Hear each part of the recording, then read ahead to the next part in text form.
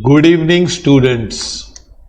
This is CA Narendra Bambwani taking your revision lectures for SYJC Bookkeeping March 2026 examination, or it may be Feb 2026 examination.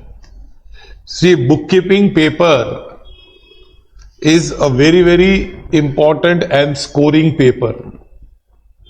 Total marks are 100 and your internal marks will be 20. 20 is internal marks and external will be written examination.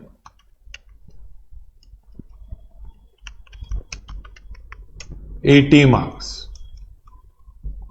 and duration allowed for 80 marks is 180 minutes. मतलब कि आपको 3 hours है, लेकिन ये 3 hours आपके पूरे साल की मेहनत बताएगा. अगर ये आप 3 hours फेल हो गए तो फिर पूरे साल की मेहनत पानी में जा सकती है. तो इसीलिए बहुत डिटेल्ड में प्लानिंग करनी पड़ती है और कई बार प्लानिंग रिवाइज करनी पड़ती है. एक एक क्वेश्चन के बारे में पता होना चाहिए कि क्या आएगा, कौन से टाइप के क्वेश्चन आ सकते हैं. एकदम इन डेप्थ स्टडी करनी चाहिए, तो आपको पता चलेगा कि किससे हम 180 आवर्स की प्लानिंग कर सकते हैं. अभी सबसे पहले सब्जेक्ट शुरू करने के पहले, क्योंकि हम कोई भी स्टडी करते हैं तो हमारा अल्टीमेट गोल, अल्टीमेट उद्देश्य, अंतिम उद्देश्य होता है कि हम ज्यादा मार्क्स स्कोर करें, और उसके लिए हमको पेपर आता है, पेपर में आंसर से हमको मार्क्स मिलते हैं. तो हमको जो क्वेश्चन पेपर होता है उसके एक एक कोना पता होना चाहिए, ताकि वो 180 मिनट्स 3 घंटे हम एकदम अच्छी तरह लिखें और 80 में से 80 मार्क्स स्कोर करें. इंटरनल में तो हाई मार्क्स स्कोर होते ही हैं, लेकिन रिटर्न में कभी कभी अगर हम थोड़े से भी तिल मिला गए या हमने थोड़ा भी कंफ्यूज हो गए तो हमारे काफी मार्क्स लूज हो जाते हैं और हमारा परसेंटेज डाउन हो सकता है. बुककीपिंग में 100 आउट ऑफ 100 भी स्कोर किया जा सकता है, ऐसी कोई बात नहीं है. लेकिन अगर डिटेल पढ़ाई करेंगे तो 80 में से 80 मार्क्स आ सकते हैं. ओके, अभी मैं आपको बता दूं कि क्वेश्चन नंबर 1 होता है, जो टोटल 7 क्वेश्चन होते हैं हमारे पेपर में, और क्वेश्चन नंबर 1 होता है, उसके 4 पार्ट होते हैं. क्वेश्चन नंबर 1 होता है, काफी स्कोरिंग होता है, 20 मार्क्स का होता है. इसमें 4 सेक्शन होते हैं. मोस्टली एमसीक्यू होता है, अलग अलग टाइप के ऑब्जेक्टिव्स होते हैं, कभी कभी फिल इन द ब्लैंक्स भी आते हैं. तो पहला होता है generally find the odd one, मतलब आपको 4-5 चीजें देंगे, उसमें से आपको ऑड वन एक निकालना है. ये 5 मार्क का होता है. क्वेश्चन नंबर 1B होता है, जो 1B वो होता है डू यू एग्री. ये थोड़ा ट्रू और फॉल्स की तरह होता है. अगर आप ट्रू है तो आप एग्री करोगे और फॉल्स है तो आप डिसएग्री करोगे. ये 5 मार्क का होता है, और ये 5 मार्क हमको खत्म करने चाहिए 5 मिनट में. क्वेश्चन नंबर 1C होता है, फिर 5 मार्क्स एमसीक्यूज होते हैं, fill in the blank type होता है, लेकिन उसमें 4 ऑप्शन देते हैं. तो ये 4 ऑप्शन देते हैं, ये फिर 5 मार्क का होता है, और हमको 5 मिनट में खत्म करना होता है. ये 1 मिनट में खत्म करना होता है. और लास्ट होता है क्वेश्चन नंबर 1 में डी सेक्शन, चौथा सेक्शन, राइट अ वर्ड और फ्रेज. मतलब आपको एक वर्ड लिखना है या फ्रेज लिखना है. जैसे a person who draws a bill is known as what, तो आंसर होता है ड्रॉवर. ओके, तो इस तरह से एक वर्ड लिखना होता है, आपको एक सेंटेंस दिया होगा, उसका एक पर्टिकुलर वर्ड लिखना हो, तो अभी 5 मार्क का आता है। तो अगर आप प्रिपेयर करके गए हो पूरे एमसीक्यूज बोर्ड के बुक से, तो आपको ये 20 में से 20 स्कोर करना चाहिए। दूसरी बात है कि आपको सिर्फ स्कोर मार्क्स कंप्लीट नहीं करना है क्वेश्चन आंसर्स, आपको टाइम का भी ध्यान रखना है, क्योंकि टाइम की भी एक लिमिट होती है। तो आप बहुत सारा टाइम गवा दोगे, तो हमको इस तरह से प्रिपेयर करना है कि हमको स्कोर करने तो आना चाहिए, लेकिन टाइम लिमिट के अंदर आंसर देना है। तो ये 20 मिनट 20 मार्क्स होते हैं। इसका हमारा पेपर मिलते ही हमारे को 20 मार्क्स हमको स्कोर करने चाहिए, 20 आउट ऑफ 20, और 20 मिनट्स लगना चाहिए। तो ये 20-20 वाला गेम है, 20 मार्क्स 20 मिनट्स।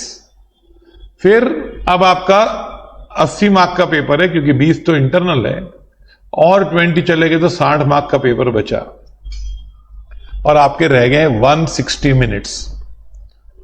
उसमें आपको पहला क्वेश्चन, सेकंड जो क्वेश्चन होता है वो आता है एडमिशन ऑफ अ पार्टनर और रिटायरमेंट ऑफ अ पार्टनर। अब ये जो एडमिशन ऑफ पार्टनर है या रिटायरमेंट, ये आपको सब टॉपिक के लिए प्रिपेयर करके जाना है। ऐसा नहीं करना है कि एडमिशन और रिटायरमेंट सामने आता है तो हम एक टॉपिक छोड़ देंगे, ऐसा नहीं करना है, क्योंकि बोर्ड का पैटर्न ऐसे ऑप्शन में कभी चेंज भी हो सकता है। हालांकि उन लोग नहीं करते हैं ज्यादातर, पर हमको तैयार रहना चाहिए, क्योंकि उन्होंने चेंजेस कर दिए। तो ये क्वेश्चन जो होता है वो 10 मार्क का होता है, दोनों में से एक करना होता है। जनरली रिटायरमेंट बहुत इजी होता है, लेकिन एडमिशन आ जाएगा तो रिटायरमेंट इजी होता है। और ये आपको करना है 25 मिनट में, 25 मिनट्स में, 10 मार्क का है। फिर क्वेश्चन नंबर 3 होता है डिसोल्यूशन ऑफ फर्म और बिल्स ऑफ एक्सचेंज। ये फिर से 10 मार्क का है। Generally students bill of exchange करके जाते हैं, क्योंकि सब जगह बिल ऑफ एक्सचेंज पहला टॉपिक होता है, लेकिन कुछ बच्चे डिसोल्यूशन भी करके जाते हैं। लेकिन मेरा रिक्वेस्ट है कि आप दोनों टॉपिक करके जाओ, दोनों ही इजी है, और हायर लेवल पे हम जाएंगे, पढ़ेंगे, आगे भी पढ़ेंगे, तो हमको ये डिसोल्यूशन के कुछ ना कुछ पार्ट्स काम में आते हैं। आप कोई भी बीकॉम करोगे, बैफ करोगे, सीए करोगे, आईसीएमए करोगे, तो ये डिसोल्यूशन ऑफ फर्म फिर आता है, और बिल ऑफ एक्सचेंज भी आता है। तो कोई भी टॉपिक को ऑप्शन छोड़ना एक तो रिस्क हो जाता है, और दूसरा अगर आपके पास आप दोनों टॉपिक के लिए प्रिपेयर्ड हो तो फिर आप मार्क्स लूज नहीं करोगे। आप देखोगे कौन सा वाला इजी है और वो अटेम्प्ट करोगे फटाफट, और मार्क्स सेव करोगे, मार्क्स सिक्योर करोगे और टाइम सेव करोगे। तो इसको भी आपको 25 मिनट में आप आराम से सम कर सकते हो। आपको पता होना चाहिए कैसे करना है। उसके बाद टॉपिक आता है इश्यू ऑफ शेयर्स और theory of computerisation of accounts. इन दोनों में से एक क्वेश्चन होता है 8 मार्क का। तो इश्यू ऑफ शेयर्स है टॉपिक है, आप ऑप्शन में मत छोड़िए कभी भी, क्योंकि फिर अगर आप ऑप्शन में छोड़ोगे तो आपको थियरी ऑन कंप्यूटराइज अकाउंट करना पड़ेगा। तो इसमें पूरे मार्क्स, क्योंकि थियरी पेपर है, थियरी कॉन्सर है, तो इसमें एक ही थियरी, देखो पूरे एमसीक्यूज है और पूरे सब प्रैक्टिकल है। तो अगर ये 8 मार्क है तो इसमें आप अच्छा भी लिखोगे तो भी आपके 2-3 मार्क कट जाएंगे। 8 में से 8 लाना बहुत ही मुश्किल है इसमें। तो आपको क्या करना है, इसमें 20 मिनट्स में ये खत्म करना है ये क्वेश्चन। तो आप देखिए 20, 25, 25, जब आप फर्स्ट आवर 1 घंटा 1.5 घंटा हो जाए तो आपके 4 क्वेश्चन अटेम्प्ट हो जाने चाहिए। यस, 1.5 घंटे में, पहले 1.5 घंटे में 20 मिनट इसका 25। तो ये फर्स्ट हाफ हो गया आपका। देखो एग्जैक्टली 90 मिनट हो गए आपके। 20, 25, 25 और 20, 4 क्वेश्चन आपके फर्स्ट हाफ में होने चाहिए। अगर आप नहीं तो आपको कवर करना पड़ेगा। फिर नेक्स्ट जो 1.5 घंटा होता है उसमें आपको क्वेश्चन नंबर 6, 5th कवर करना है। इसमें 2 है डेथ ऑफ अ पार्टनर और analysis of financial statements. Analysis of financial statements में 3-4 वैरायटी है, कॉमन साइज, फिर comparative, trend, ratios, cash flow, लेकिन है काफी इजी। तो लेकिन हमारा फोकस ज्यादा डेथ ऑफ पार्टनर पे होना चाहिए, क्योंकि वो रिटायरमेंट हम करेंगे तो उसके जैसे ही है। तो ये हम 20 मिनट्स में आराम से खत्म कर सकते हैं। और फिर लास्ट में 2 फुल लेंथ क्वेश्चन आते हैं। एक होता है accounts of non profit organisation, जो आप करोगे कितने मार्क्स का, 12 मार्क्स का, और आप कर सकते, you can do in 30 minutes, 30 minutes you can do it. तो आपका अब आपके पास 40 मिनट और बचे हैं, क्योंकि यहां तक आपके 1.5 घंटा चला गया था, फिर ये 20 और ये 50 मिनट। और फिर लास्ट क्वेश्चन है पार्टनरशिप फाइनल अकाउंट, जो 12 मार्क्स का है, आपको 30 मिनट में करना है। और आपका टोटल खर्च हो गया मिनट, 170 मिनट खर्च हो गया 180 में से। और 10 मिनट आपको आंसर रिव्यू करने के लिए रखना है कि मेरे आंसर शीट में मैंने क्वेश्चन नंबर बराबर लिखे हैं कि नहीं, मैंने रोल नंबर बराबर लिखा है कि नहीं। हाँ, ये सब बातें ध्यान रखनी है। कहीं पे मैंने कैंसिलेशन किया है तो मैं अच्छी तरह कैंसिलेशन करूं। कितनी बार बच्चे कैंसिल करते हैं लेकिन पता नहीं चलता वो कैंसिल किया है, और पीछे दूसरा आंसर भी लिखा होता है, तो एग्जामिनर कंफ्यूज हो जाता है कि कौन सा सही है। इसने कैंसिल नहीं किया, दूसरा आंसर लिखा है, पर पहले वाला कैंसिल नहीं किया। तो हमको देखना चाहिए कि ऐसे जब हम फास्ट करते हैं तभी हमारे वहां से कुछ मिस्टेक हो जाती है। तो लास्ट के 10 मिनट हमको पेपर रिव्यू करने के लिए भी रखने चाहिए बिफोर सबमिशन। तो ये आपके 180 मिनट्स हैं। इस तरह से आपको ये काम करना है। अब क्या होता है कि बहुत सारे बच्चे रिवीजन लेक्चर्स में अटेंड करते हैं, लेकिन वो समझते हैं कि सर हमारा दर्द कहाँ समझ पाएंगे, हमको तो जर्नल एंट्री ठीक से नहीं आती है, हमको तो 11th में हमने पढ़ा ही नहीं था कुछ, या 11th में हमने ध्यान ही नहीं दिया था, अब 12th में भी हमने कुछ खास नहीं किया, लेकिन अभी जर्नल एंट्री हमको नहीं आएगी, तो हम कैसे कर पाएंगे। आप पहले 2-3 लेक्चर थोड़े सुनोगे, क्योंकि हम पहला टॉपिक शुरू करेंगे bill of exchange. We will start with bill of exchange. अभी बिल ऑफ एक्सचेंज क्यों? बिल ऑफ एक्सचेंज इसलिए कि आपको इसमें पूरी जर्नल एंट्रीज आ जाएगी। You will be able to know all the journal entries, और आपको थोड़ा टाइम लगता है लेकिन आपको बेसिक्स पूरा आ जाता है अकाउंट्स का। तो सबसे पहले हम लोग को शुरू करना है क्या? Bill of exchange. ओके, लेकिन उसके पहले हम लोग जर्नल एंट्रीज करेंगे, जर्नल एंट्रीज के रूल्स पढ़ लेंगे। ओके, तो रूल्स क्या है? देखिए, ये रूल्स आप लिख लोगे तो बहुत ही बढ़िया रहेगा। मैं आपको बताना, सी हमारे पास टाइप ऑफ अकाउंट होता है। कितने टाइप के अकाउंट्स होते हैं, और हर अकाउंट डेबिट होता है या क्रेडिट होता है। टाइप्स ऑफ अकाउंट होता है क्या? पहले पर्सनल अकाउंट,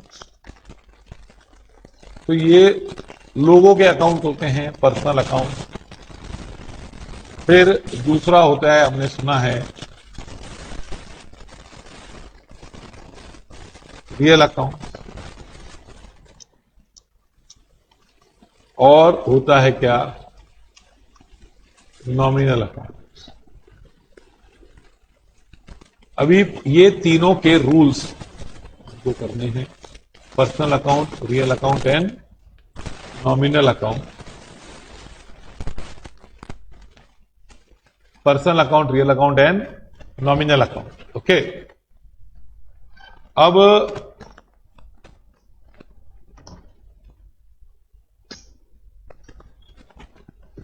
पर्सनल अकाउंट का हमने जो रूल पढ़ा है वो थोड़ा मैं डाइवर्ट करूंगा, क्योंकि आपको अच्छी तरह समझ में आएगा। आपको स्टार्टिंग में थोड़ा ऐसा लगा कि सर क्या नई चीज ला रहे हैं, पर मेरा कई सालों का एक्सपीरियंस है कि स्टार्टिंग से हम थोड़ा सा अच्छी तरह समझ लें तो फिर आगे एकदम कंफ्यूजन दूर हो जाता है। आपने पर्सनल अकाउंट का रूल पढ़ा है, डेबिट द रिसीवर और क्रेडिट द गिवर। ये रूल हम पढ़ेंगे, लेकिन ये रूल को हम दूसरी स्टाइल से पढ़ेंगे। है रूल है, मैंने माना कि रूल है, लेकिन ये रूल हम थोड़ा सा मॉडिफाई करेंगे, मैं आपको बताता हूं। तो ये रूल हम लिखेंगे, लेकिन मैं यहां पे ये रूल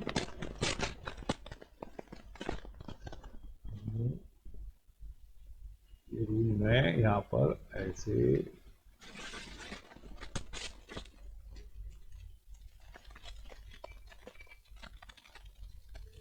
ये ऐसे में लिखूंगा, लेकिन काट दूंगा। क्यों? देखो, पर्सनल अकाउंट होता है, क्योंकि रूल हमको पढ़ना बहुत ही जरूरी है। हाँ, क्योंकि बहुत बच्चे 11th में नहीं किया होगा या उस स्टाइल से नहीं किया होगा, क्योंकि पूरा अकाउंट्स का रास्ता खुलना चाहिए। जरा भी नहीं, 1 घंटे में आप बहुत कुछ सीख के जाओगे। हाँ, और रिवीजन लेक्चर्स चलेंगे, एंड तक चलेंगे, हम आपके साथ रहेंगे। दूसरे सब्जेक्ट्स के भी हम लेंगे आपके साथ रिवीजन लेक्चर्स। हाँ, पहले हमको पेपर अटैक कैसे करना है वो देखना है। अब देखिए रूल क्या है, debit the receiver credit the giver. ये रूल सही है एकदम, सभी कॉलेजेस में क्लासेस में ये रूल पढ़ाया जाता है। लेकिन आप सोचो, पर्सनल अकाउंट होते क्या है? पर्सनल अकाउंट लोगों के अकाउंट होते हैं, मिस्टर ए, मिस्टर बी, जिससे हम माल खरीदते हैं, बेचते हैं, है ना। इनके साथ हमारा क्या रिश्ता होता है? ये लोग क्या होता है, पर्सन्स होते हैं ना, जो पर्सन से मिस्टर ए, मिस्टर बी, और ऐसे बहुत सारे नाम होते हैं। तो इनके साथ हमारा अकाउंटिंग रिश्ता क्या होता है? वैसे तो हमारा इंसान के साथ इंसानियत का रिश्ता होता है, लेकिन अकाउंटिंग रिश्ता क्या होता है? ये लोग हमारे, दे बिकम अवर डेटर। कोई आदमी आपका डेटर बनेगा। अब डेटर का मीनिंग क्या? डेटर मतलब वो व्यक्ति जिससे हमको पैसा लेना है। जैसे we sold goods to mister A on credit. मैंने ए को माल उधार पे दिया। क्या दिया मैंने? ए को गुड्स उधार पे दिया भाई साहब। तो क्या हुआ? Mister A becomes my debtor और अवर डेटर, हमारा डेटर बना, है कि नहीं? कोई भी अकाउंट से एक व्यक्ति से हमारा क्या रिश्ता होगा, वो हमारा डेटर हो जाएगा। We purchased goods from mister B on credit, तो mister B becomes our creditor. तो लोग ट्रांजैक्शन की वजह से हमारा डेटर क्रेडिटर रिश्ता होता है लोगों के साथ। कुछ लोग हमारे डेटर बनते हैं, कुछ लोग हमारे क्रेडिटर बनते हैं। But if we sell goods for cash to mister C, तो सी पे, सी ने हमको कैश दिया है। C is neither our debtor nor our creditor. ये बात ध्यान दो कि सी हमारा डेटर भी नहीं बना और क्रेडिटर भी नहीं बना। आया समझ में?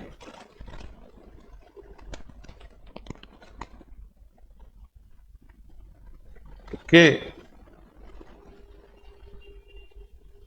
तो कुछ लोग हमारे डेटर बनते हैं, कुछ लोग हमारे क्रेडिटर बनते हैं, और कुछ लोग, हमने माल कैश में बेचा, हमको पता है किसको बेचा, लेकिन वो हमारा न डेटर बना न क्रेडिटर बना।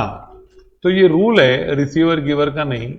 Debit when a person becomes our debtor, मतलब कोई भी व्यक्ति आपका डेटर बना। डेटर मतलब जिससे पैसा हमको लेना है। मैं उसको फोन करता रहूंगा रोज, मेरा पैसे ला, मेरे पैसे ला, मेरे पैसे ला। तो अगर डेटर बना आपका कोई व्यक्ति तो उसको आप डेबिट कर दो, और अगर क्रेडिटर बना तो when a person becomes our creditor, कोई भी व्यक्ति आपका क्रेडिटर बना तो उसको आप क्रेडिट करो, उस अकाउंट, उसके अकाउंट को क्रेडिट करो। ओके, क्रेडिटर मतलब कौन? Creditor means those persons to whom we have to pay money. अरे ये वो लोग हैं जिनको हमें पैसा देना है, ये फोन करते हैं हमको रोज, हम लोग ब्लॉक लिस्ट में भी डाल देते हैं कभी कभी, समझाने के लिए बोल रहा हूं, ऐसा करना मत। बिजनेस में डेटर क्रेडिटर का सामना करना पड़ता है। ओके, अभी कोई भी मेरा डेटर बना, समझो, मतलब मेरे को उससे पैसा लेना है तो मैं उसको डेबिट करूंगा। जैसे मैंने we sold goods to A becomes our debtor, हमने परचेस किया बी से तो बी बिकम्स माय क्रेडिटर। आई बात समझ में? यस और नो? ओके, अब आगे चलते हैं। क्या कोई मेरा डेटर बना तो क्या जिंदगी भर डेटर बनते रहेगा? नहीं। Suppose A pays to mister A pays money to us. देखो, ए ने हमसे उधार पे माल खरीदा था तो ए मेरा क्या बना? डेटर। अब ए ने मुझे पैसे दे दिए तो A, mister A ceases to be our debtor. Mister A क्या बना हमारा? डेटर कैंसल भी होता है ना यार, जिंदगी भर कोई डेटर बनता है क्या? नहीं, डेटर कैंसल भी होते हैं, डेटर खत्म भी होता है ना, रिश्ता खत्म भी होता है ना, फ्रेंडशिप होती है, फिर ब्रेकअप भी होता है कि नहीं, रिश्ता खत्म होता है दोस्ती का। डेटर था, उसने पैसे दे दिया। Suppose we pay money to mister B. Mister B कौन था हमारा?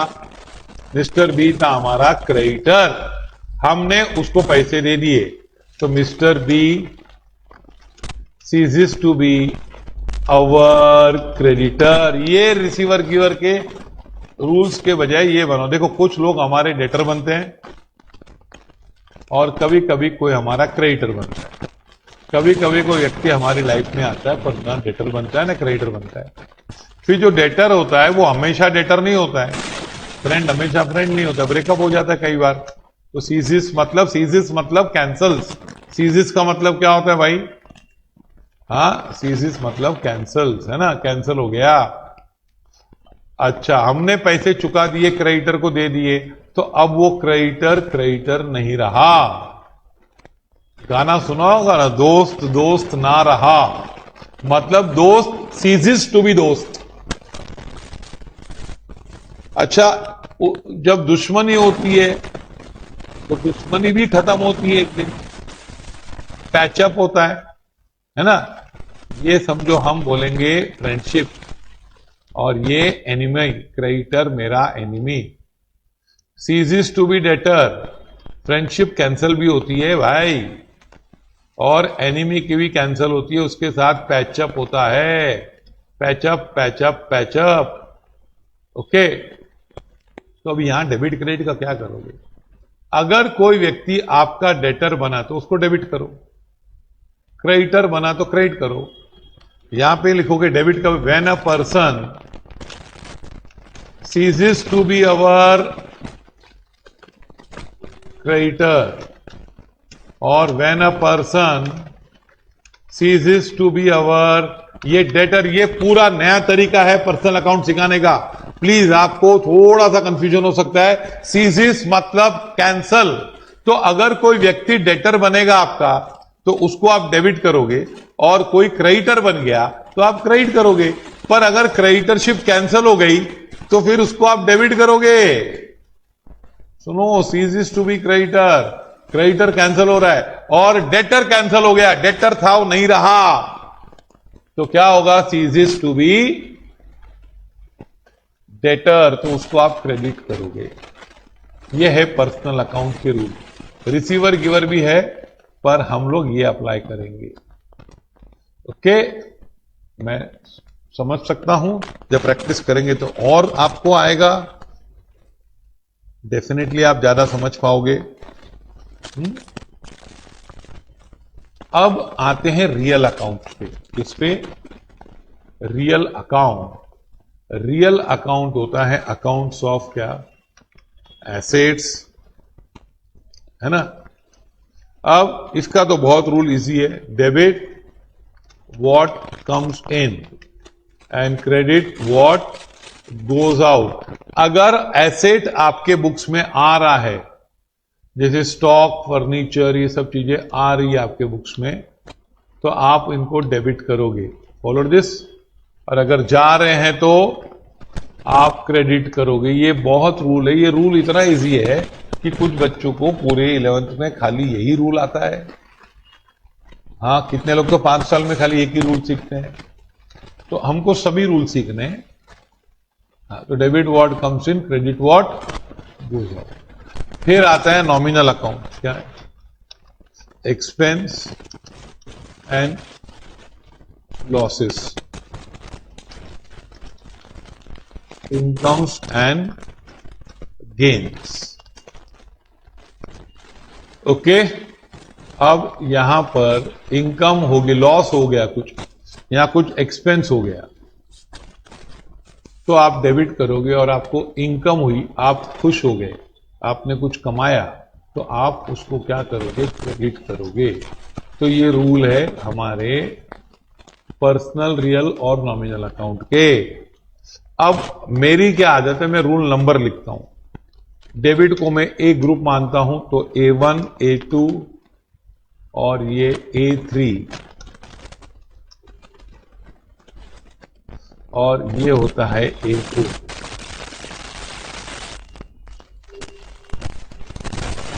ओके, क्रेडिट में मैं रूल बनाता हूं, बी ग्रुप B1,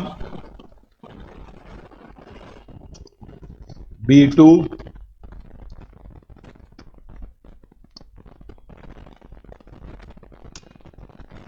B3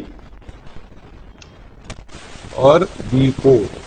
ये 4 रूल है अपने।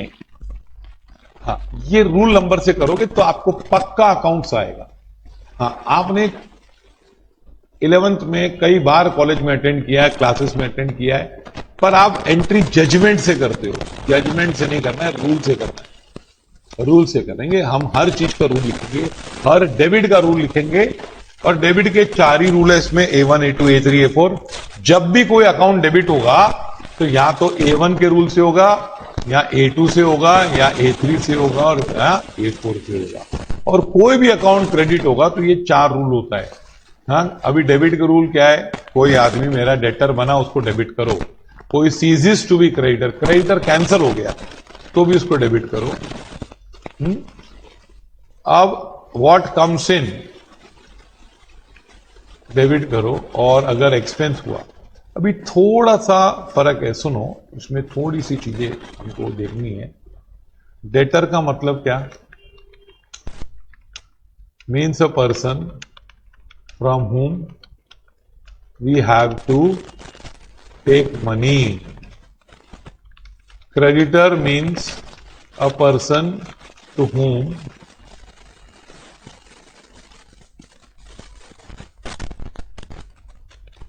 we have to pay money. Okay, debtor का मतलब ये होता है कि हमको जिससे पैसा लेना है। अब एक्सपेंस मतलब क्या होता है? एक्सपेंस मतलब क्या? सुनो, एक्सपेंस और एसेट का बहुत ही गहरा रिश्ता है। इफ एक्सपेंस क्या होता है, सुनो, अगर मेरी कोई चीज यूज हो गई, खत्म, कोई भी चीज, if some benefit that is goods और सर्विस इज यूज,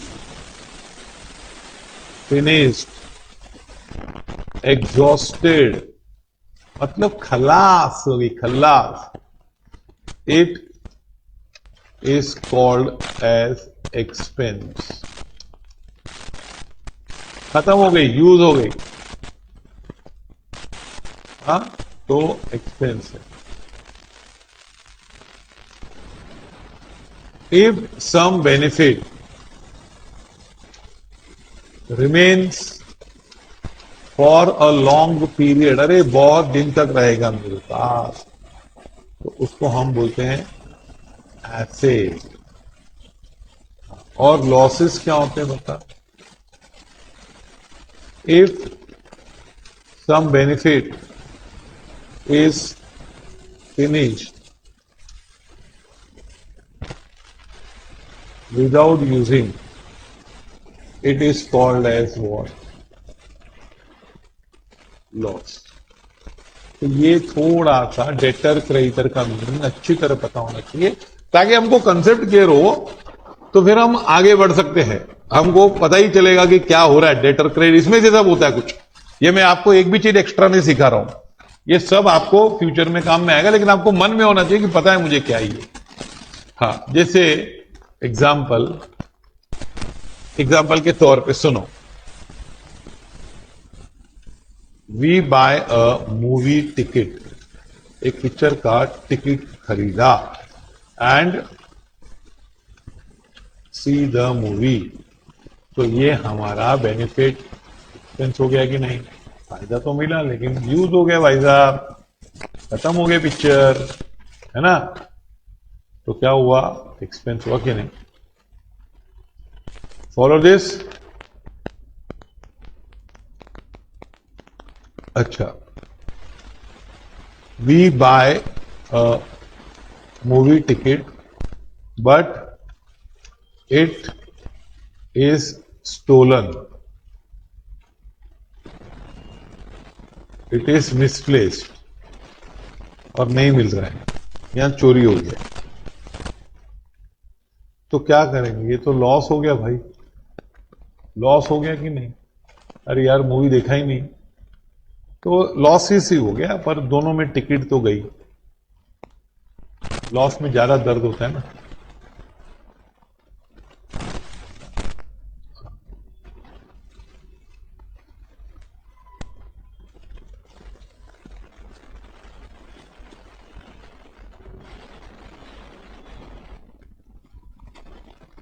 अभी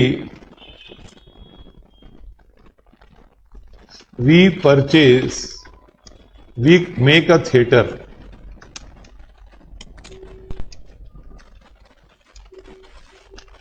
for, अगर हमने थिएटर बना दिया, चलो छोटा सा घर पे मिनी थिएटर, तो इट इज व्हाट? ये हमारा एसेट होगा। क्या होगा? Asset. If we buy a car, तो कार खरीदा तो क्या होगा? Asset. If we buy petrol to run the car, तो ये क्या होगा बच्चों? ये हो जाएगा आपका एक्सपेंसेस। Follow this. हाँ, तो एसेट होता है वो लॉन्ग टर्म के लिए होता है, बहुत दिन चलता है। एक्सपेंस फना हो जाता है, खत्म हो जाता है, एग्जॉस्ट हो जाता है। आ रहा है समझ में? तो ये हमारे रूल हैं, debtor, creditor, what comes in, expense and losses. अब ये एसेट होगा, वो आएगा या जाएगा। इनकम होती है, मतलब हमको कुछ फायदा होता है, तो हम उसको इनकम मानते हैं। पर मेन हमको एक्सपेंस और एसेट के बीच में फर्क मालूम होना चाहिए। एक्सपेंस, एसेट और लॉस, ये तीनों में कॉमन पॉइंट क्या है? डेबिट्स होते हैं। क्या होते हैं? डेबिट्स। ओके। और अभी हमारे रूल है, a person becomes debtor, ceases to be creditor, ये बहुत सारे हमारे रूल्स हैं।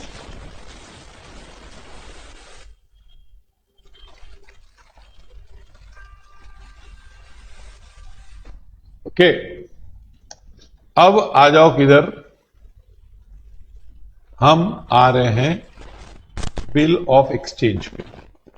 ये समझा आपको रूल्स? यस, है ना? हाँ हाँ,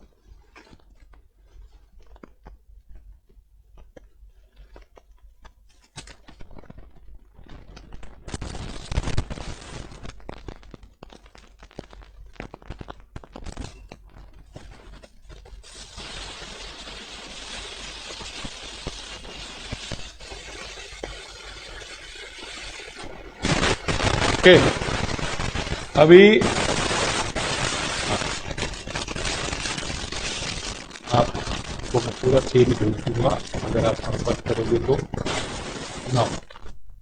अब है ना, बिल ऑफ एक्सचेंज क्या होता है, मैं आपको पूरा बता दूं। कितने मार्क का है? 10 मार्क। हाँ, इसमें काफी सारी एंट्रीज है, बहुत सारे टाइप के सम है।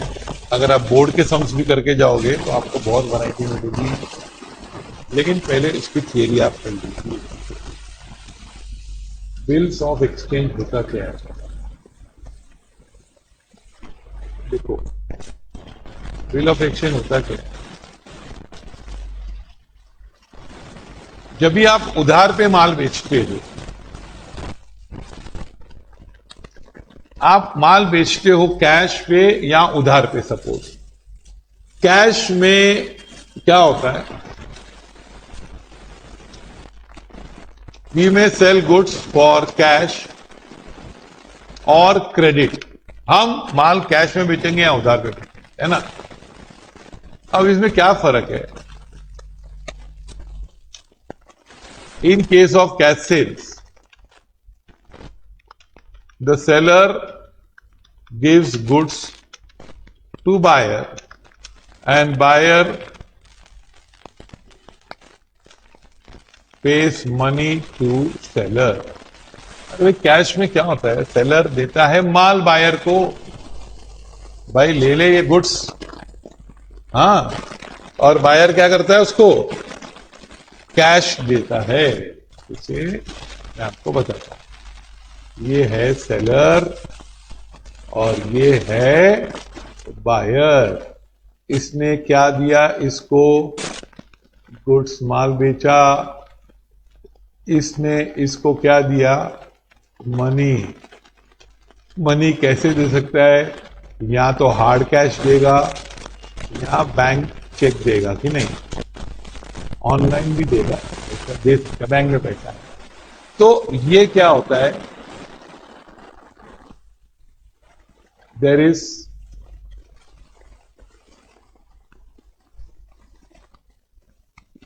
No debtor creditor relationship. अरे भाई, इनमें तो कोई डेटर क्रेडिटर का रिश्ता ही नहीं हुआ, है ना? मैंने आपको माल दिया, आपने मुझे रोकड़ा दिया, है कि नहीं? तो इसमें कोई रिश्ता हुआ ही नहीं डेटर क्रेडिटर का। बट व्हेन व्हाट,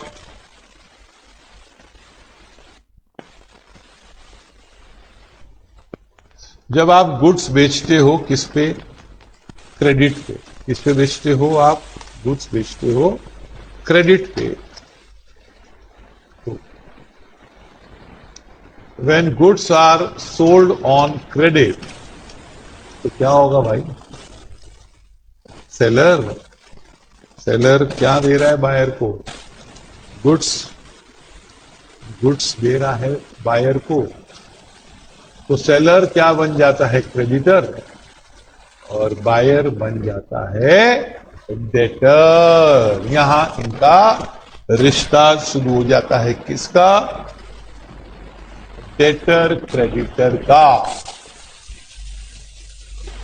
हाँ कि नहीं? यस सपोज हाँ। डेटर क्रेडिटर का रिश्ता।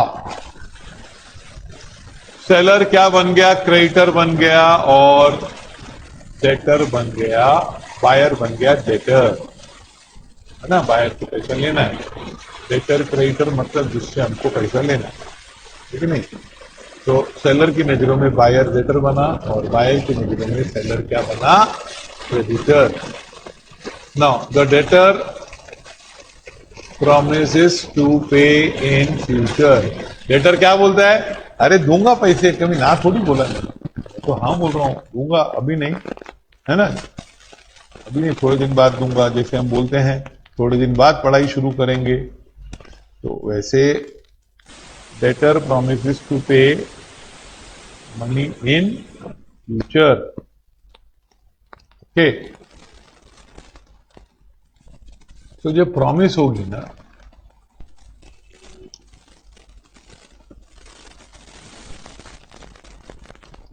प्रॉमिस बाय डेटर में बी ए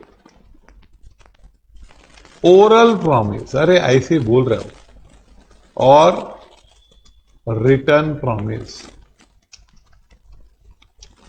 अब ये ओरल प्रॉमिस होती है या रिटर्न प्रॉमिस होती है? किसकी? डेटर की। अब seller would like to have which promise? कौन सा प्रॉमिस प्रिफर करेगा सेलर? सेलर, या अब वो क्रेडिटर बन चुका है, सेलर विल और क्रेडिटर विल ऑलवेज प्रिफर, क्या प्रिफर करेगा बच्चों? Of course return promise. अरे वो रिटर्न प्रॉमिस ही बोलेगा ना।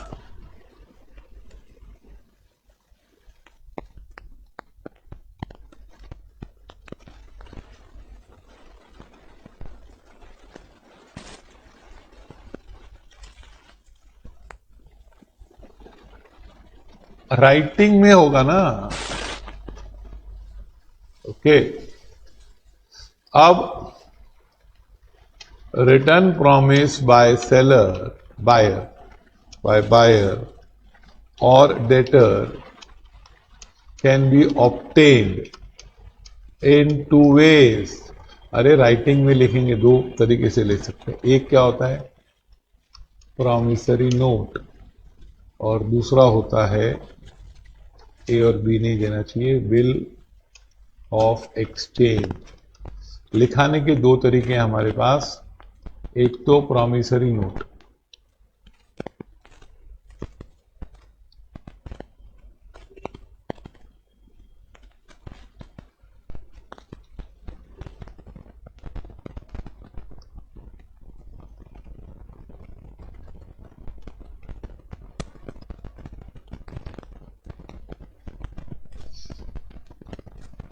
ओके।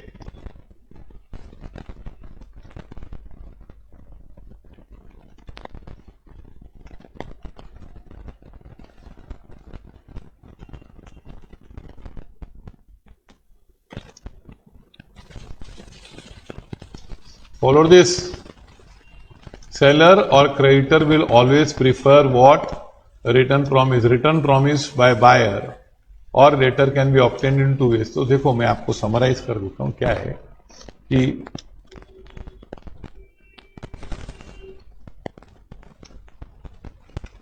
गुड्स आर सोल्ड,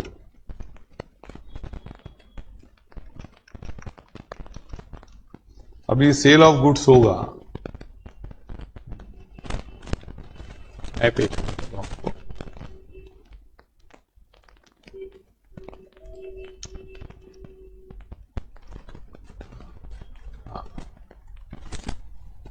पहले हम समझ लें डेटर क्रेडिटर क्या होता है। थोड़ा गड़बड़ हो रही है इधर। अच्छा एक मिनट, हाँ, अब मैं इस पे नोट पे बता देता हूं कैसे करते हैं। ये देखो, गुड्स आर सोल्ड। तो गुड्स आर सोल्ड होता है कैश में या क्रेडिट में, बराबर। उधार पे होता है या कैश में होता है ना। No debtor creditor relationship is created. यहां पे उधार में माल बिका तो सेलर बिकम्स क्रेडिटर। सेलर, अरे उसको पैसा देना है। एंड बायर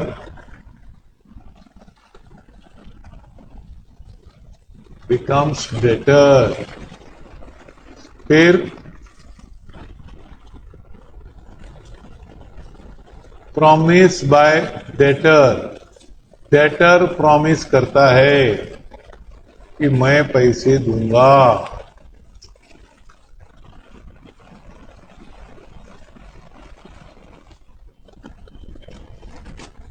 डेटर प्रॉमिस करता है मैं पैसे दूंगा, तो वो होती है ओरल प्रॉमिस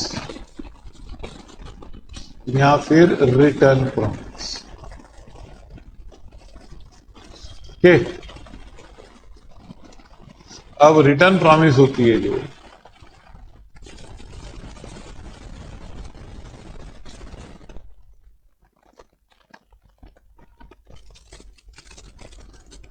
रिटर्न प्रॉमिस दो प्रकार की होती है। एक होती है क्या, प्रॉमिसरी नोट, और दूसरा होता है क्या, बिल ऑफ एक्सचेंज। तो ये हम पढ़ेंगे। ये होते क्या हैं, चैप्टर का नाम तो है बिल ऑफ एक्सचेंज। ये सब स्टोरी शुरू होती है क्योंकि माल उधार पे बेचा जाता है। अगर आप माल उधार पे मत बेचो तो ये कहानियां खड़ी नहीं होती है, ये चैप्टर ही बनता नहीं है। उधार से ही ये चैप्टर बनता है। ओके, अभी what is the promissory note. Promissory note क्या होता है, सुनो। सेलर ने गुड्स दिया बायर को,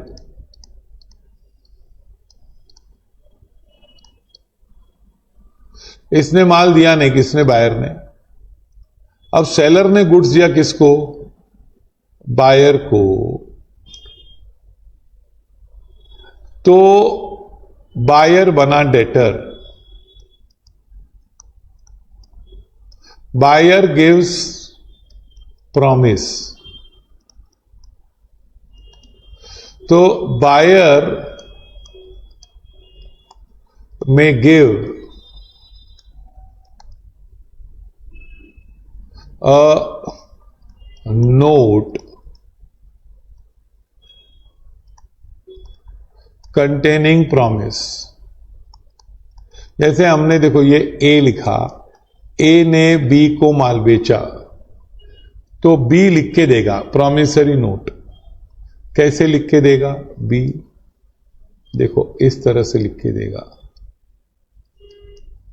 ये कागज का टुकड़ा है, इसका नाम है क्या,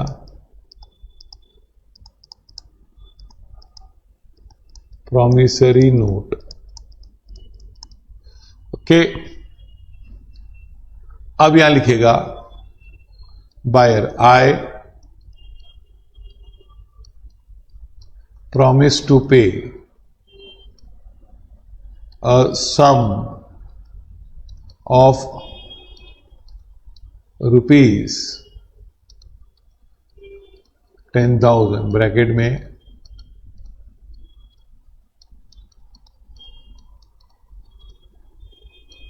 10,000 only after 3 months। To mister A. अब यहां लिखेगा टू मिस्टर ए। ओके, और यहां पर वो साइन करेगा कौन? बी। समझाइए, आई promise to pay a sum of rupees 10,000 only after 3 months to mister A. अब यहां पे mister B is promisor and mister A is promisee. Promisor मतलब a person who gives promise.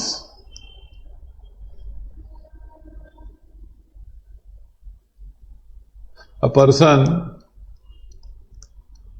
Who,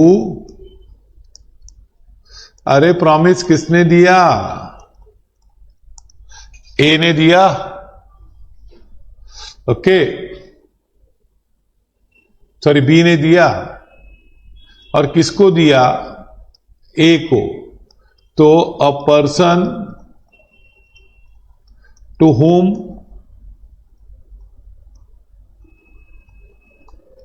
promise is given. तो यहां पर be prepare करेगा note और ए को देगा और बोलेगा मैं वचन देता हूं पैसा दूंगा। इसके लिए इसको बोलते हैं promissory note. Okay, undertaking to pay the money, मैं तुझे पैसा दूंगा। ये बी ने लिख के दिया क्योंकि बी ने उधार लिया था माल, बी लिख के दे रहा है, तो प्रॉमिसरी नोट। आपके जो जेब में करेंसी नोट होती है ना, करेंसी नोट, वो भी प्रॉमिसरी नोट होता है। देखा है आपने कभी? हाँ, देखना है आपको? हाँ, देखो अभी नेट पे सब दिखता है, ये देखो।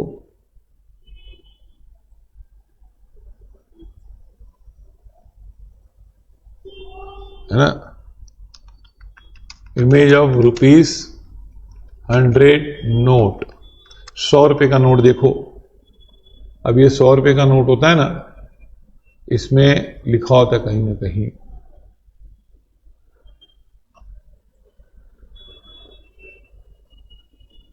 इसमें लिखा होता है, ऐसे आप पढ़ोगे ना, यहां पे लिखा होता है आई प्रॉमिस टू पे, है ना, ये फ्रंट साइड पे लिखा होता है। गांधी बापू का तो फोटो सब जगह होता है, लेकिन वहां पे नोट में लिखा होता है आई प्रॉमिस टू पे। कोई बड़ा चित्र होगा ना तो उसमें दिखाई देगा। हाँ, ये देखो, आई प्रॉमिस, है ना, to pay to the bearer a sum of ₹100। ये प्रॉमिस दिया ना उसने। तो ये जो नोट होती है ना, सरकार हमको प्रॉमिस देती है, इसीलिए उसको नोट बोलते हैं। लेकिन ये बिजनेस में भी एक दूसरे को दिया जाता है। इसके लिए पूरा लॉ है, नेगोशिएबल इंस्ट्रूमेंट एक्ट। क्या है? हाँ, अभी आ जाओ इस पे। क्या है? Bill of exchange. चलो पहले हम देख लें, आज लेक्चर खत्म होने के पहले बिल ऑफ एक्सचेंज क्या होता है। बिल ऑफ एक्सचेंज क्या होता है? सी, द क्रेडिटर ऑर्डर देते हैं, जैसे ए को लेना है बी से पैसा, तो A gives order to B. क्या? A creditor makes an order on debtor, debtor को ऑर्डर देता है, directing debtor to pay a sum of money। जैसे ए ने बी को माल बेचा है, तो मैं ये रफ बना रहा हूं, उसका स्पेसिमेन अलग से अच्छी तरह बनता है। ये ए ने बनाया, क्या यहां पे लिखा डेट से 5 अक्टूबर 2025, यहां पे लगाया स्टैंप, फिर लिखा पे मी और bearer a sum of rupees 10,000, ये ऑर्डर दे रहा है। किसको ऑर्डर दे रहा है? बी को। और यहां पे कौन साइन करेगा? ए खुद साइन करेगा। Follow this. इसने ऑर्डर दिया, ए ने किसको ऑर्डर दिया? बी को। ए ऑर्डर मतलब अच्छी तरह बोला, इतना ए करके भी नहीं, कि मुझे पैसे देना। बी को दिया ये ऑर्डर। फिर बी क्या करेगा? लिखेगा एक्सेप्टेड, साइन करेगा और बी अपना सिग्नेचर कर देगा। हो गया बिल ऑफ एक्सचेंज। इसको बोलते बिल ऑफ एक्सचेंज। क्या? हाँ, मतलब क्या? ये भी डॉक्यूमेंट ही है। ए ने ऑर्डर दिया बी को कि अरे भाई बी जी मुझे पैसे दे देना। तो बी ने बोला ठीक है, मैं साइन किया। बी ने एक्सेप्ट किया, बोला ओके कबूल है, कबूल है, कबूल है, और बी ने भी साइन कर दिया। पहले ए ने साइन किया। अभी इसने ऑर्डर किसने दिया? The person who makes the order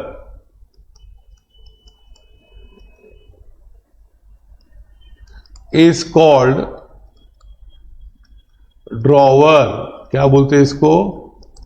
drawer. And the person to whom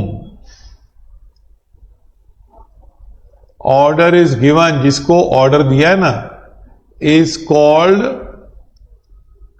ड्रॉई। क्या बोलते हैं इसको? जैसे ए ने ऑर्डर दिया ना यहां पर, तो यहां पे कौन है? A is the drawer.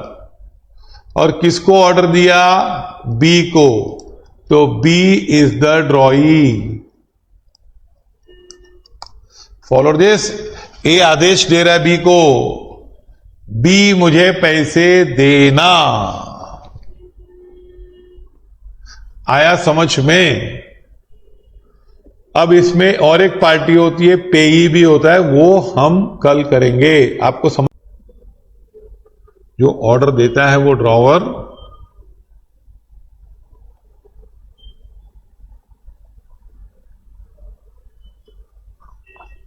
Okay. So today was the first day. We spent a lot of time on discussing first the paper pattern and all that and basics and rules.